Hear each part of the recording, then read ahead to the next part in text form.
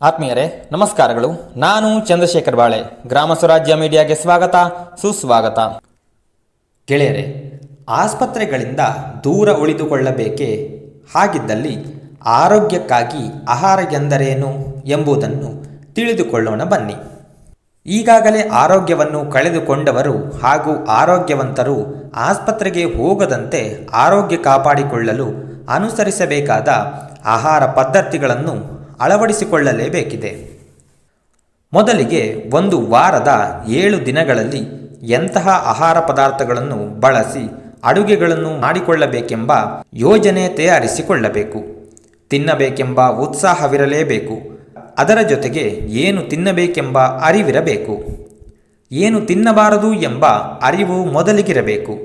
ಪ್ರಾಥಮಿಕ ಅರಿವೇನೆಂದರೆ, ನಾವು ತಿನ್ನುವ ಎಲ್ಲ ಪದಾರ್ಥಗಳು 108 ಜೀರ್ಣಕ್ರಿಯೆಗೆ ಒಳಪಡಬೇಕು. ಜೀರ್ಣಕ್ರಿಯೆ 3 ರಿಂದ 5 ತಾಸಿನ ಸಮಯ ಹಿಡಿಯುವಂತಿರಬೇಕು. ನಾವು ತಿನ್ನುವ ಎಲ್ಲ ಪದಾರ್ಥಗಳು ಅಂತಿಮವಾಗಿ ಜೀರ್ಣಗೊಂಡು ಸಕ್ಕರೆಯಾಗಿ ಪರಿವರ್ತನೆಗೊಳ್ಳುತ್ತವೆ.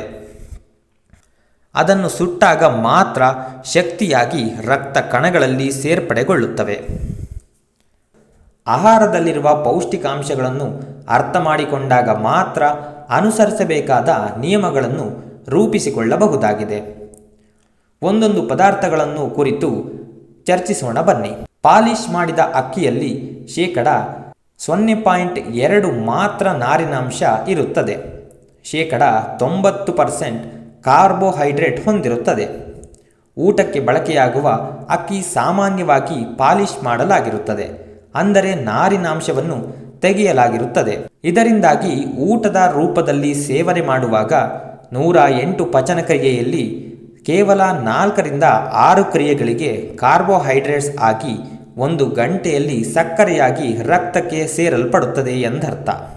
ಗೋಧಿಯಲ್ಲಿ ನಾರಿನಾಂಶ 1.20 ಗ್ರಾಂ ಇದ್ದು 85% ಕಾರ್ಬೋಹೈಡ್ರೇಟ್ಸ್ ಹೊಂದಿರುತ್ತದೆ.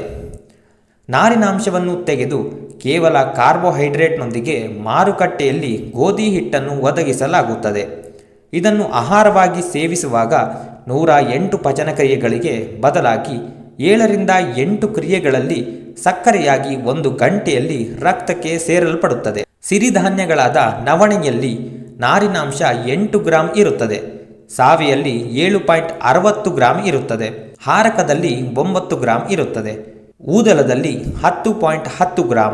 ಈ ಧಾನ್ಯಗಳನ್ನು ಆಹಾರವನ್ನಾಗಿ ಸೇವನೆ ಮಾಡುವಾಗ ಹೆಚ್ಚಿನ ನಾರಿನಾಂಶ ಇರುವುದರಿಂದ 3 ರಿಂದ 5 ಗಂಟೆ ಸಮಯದಲ್ಲಿ 108 ಹಂತದ ಪಚನ ಕ್ರಿಯೆಗೆ ಒಳಪಟ್ಟು ಸಕ್ಕರೆಯಾಗಿ ರಕ್ತಕ್ಕೆ ಸೇರಲ್ಪಡುತ್ತದೆ. ರಾಗಿಯಲ್ಲಿ 3.60 ಗ್ರಾಂ ನಾರಿನಾಂಶವಿದ್ದು ಸಜ್ಜೆಯಲ್ಲಿ 1.30 ಗ್ರಾಂ ನಾರಿನಾಂಶವಿದೆ. ಈ ಧಾನ್ಯಗಳನ್ನು ಆಹಾರವಾಗಿ ಸೇವಿಸುವಾಗ ಹೆಚ್ಚಿನ ಹಂತದ ಪಚನ ಕ್ರಿಯೆಗೊಳಪಟ್ಟು 3 ಗಂಟೆಗಳ ಸಮಯದಲ್ಲಿ ಸಕ್ಕರೆಯಾಗಿ ರಕ್ತಕ್ಕೆ ಸೇರಲ್ಪಡುತ್ತದೆ. ನಾರಿನಾಂಶದೊಂದಿಗೆ ಪ್ರೋಟೀನ್, ಕಬ್ಬಿಣ, ಕ್ಯಾಲ್ಸಿಯಂ, ಖನಿಜಾಂಶಗಳು ಇನ್ನಿತರ ಪೌಷ್ಟಿಕಾಂಶಗಳು ಸಿರಿಧಾನ್ಯಗಳಲ್ಲಿ ಹೆಚ್ಚೆಚ್ಚು ಇರುವುದರಿಂದಾಗಿ ಒಂದು ವಾರದಲ್ಲಿ 7 ತರಹದ ವಿಭಿನ್ನ ಸಿರಿಧಾನ್ಯಗಳನ್ನು ಬಳಸುವುದು ಅಭ್ಯಾಸ ಮಾಡಿಕೊಳ್ಳಬೇಕು. ಆದರೆ ಗೋಧಿ ಮತ್ತು ಅಕ್ಕಿಯನ್ನು ವಾರದಲ್ಲಿ 1 ದಿನಕ್ಕೆ ಮೀಸಲಿಡಬೇಕು. ಈಗಾಗಲೇ ಮಧುಮೇಹಕ್ಕೆ ಒಳಪಟ್ಟವರು ಅಕ್ಕಿ, ಗೋಧಿಯನ್ನು ಬಿಟ್ಟಲ್ಲಿ ಆರಾಮದಾಯಕ ಜೀವನವನ್ನು ನಿರ್ವಹಣೆ ಮಾಡಬಹುದಾಗಿದೆ. ಸೊಪ್ಪು, ತರಕಾರಿ, ಗೆಡ್ಡೆ ಗೆಣಸುಗಳನ್ನು ಆಯಾ ಪ್ರದೇಶಕ್ಕನುಗುಣವಾಗಿ ಲಭ್ಯವಿರುವ ತಾಜಾ ತರಕಾರಿ, ಸೊಪ್ಪುಗಳನ್ನು ಬಳಸುವಂತಾಗಬೇಕು. ಮೊಸರು ಕಡ್ಡಾಯವಾಗಿ ಪ್ರತಿದಿನವೂ 200 ರಿಂದ 400 ಗ್ರಾಂವರೆಗೆ ಆಹಾರದಲ್ಲಿ ಸೇವನೆ ಮಾಡುವಂತಾಗಬೇಕು. ಇದರಲ್ಲಿ ಲ್ಯಾಕ್ಟೋಬ್ಯಾಸಿಲೈ ಎಂಬ ಸೂಕ್ಷ್ಮಾಣುಜೀವಿಗಳಿಂದ ಮೊಸರಾಗುತ್ತದೆ. ದೇಹದ ಜೀರ್ಣಕ್ರಿಯೆಯನ್ನು ಉತ್ತೇಜಿಸುವುದು, ದೇಹದಲ್ಲಿ ಉಂಟಾಗುವ ವಿಷವನ್ನು ಹೊರಹಾಕುವುದು ಇವುಗಳ ಮುಖ್ಯ ಕ್ರಿಯೆಯಾಗಿದೆ.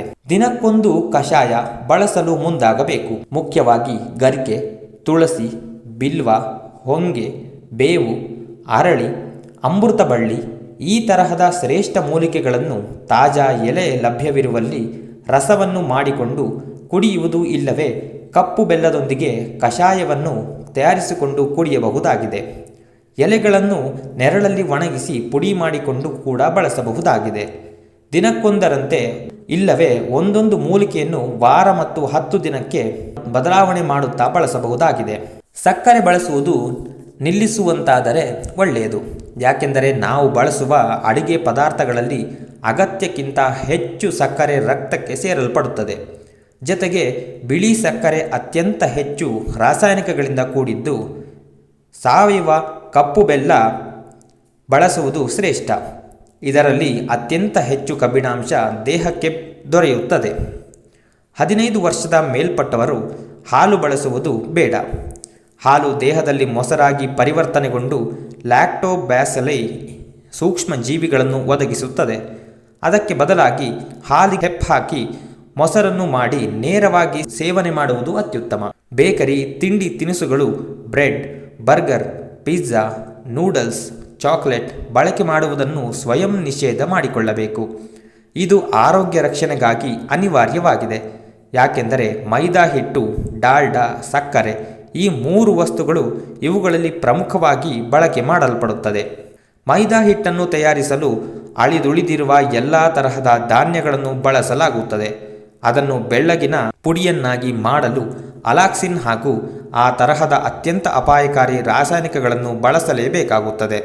ಅಲಾಕ್ಸಿನ್ ಹಾಗೂ ಗುಂಪಿಗೆ ಸೇರಿದ ಬ್ಲೀಚ್ ಮಾಡಲು ಬಳಸುವ ರಾಸಾಯನಿಕಗಳನ್ನು ಸೇವನೆ ಮಾಡುವುದರಿಂದ ನಮ್ಮ ದೇಹದ ಪ್ಯಾನ್ಕ್ರಿಯಾಸ್ನಲ್ಲಿರುವ ಬೀಟಾ ಸೆಲ್ಗಳನ್ನು ದುರ್ಬಲಗೊಳಿಸುತ್ತದೆ.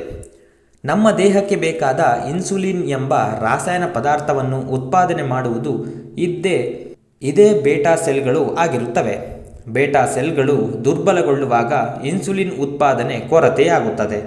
ಇನ್ಸುಲಿನ್ ಉತ್ಪಾದನೆಯಲ್ಲಿ ಕೊರತೆಯಾದಾಗ ನಾವು ಸೇವನೆ ಮಾಡಿದ ಆಹಾರ ಪದಾರ್ಥಗಳ ಪಚನಗೊಂಡು ಸಕ್ಕರೆ ರೂಪದಲ್ಲಿ ರಕ್ತಕ್ಕೆ ಸೇರುವಾಗ ಅದನ್ನು ಸುಟ್ಟು ಶಕ್ತಿಯನ್ನಾಗಿ ಪರಿವರ್ತನೆ ಮಾಡಬೇಕಾದ ಇನ್ಸುಲಿನ್ ಕೊರತೆಯಾಗುತ್ತದೆ.